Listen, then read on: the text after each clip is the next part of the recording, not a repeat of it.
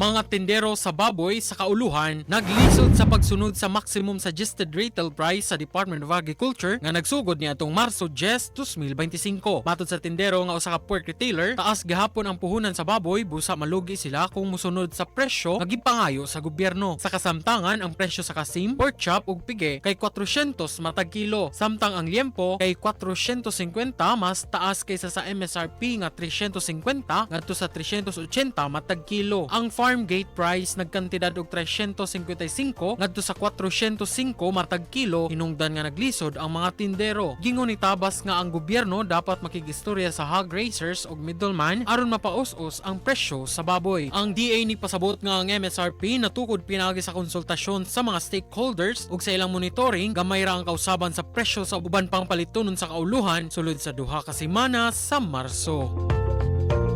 Kini si Idol Kenny alang sa FM Balita sa buntag, ikapugan sa paggatod sa mga nagunaw og labas nga mga balita. Tatak Armen, tatak ay FM Balita.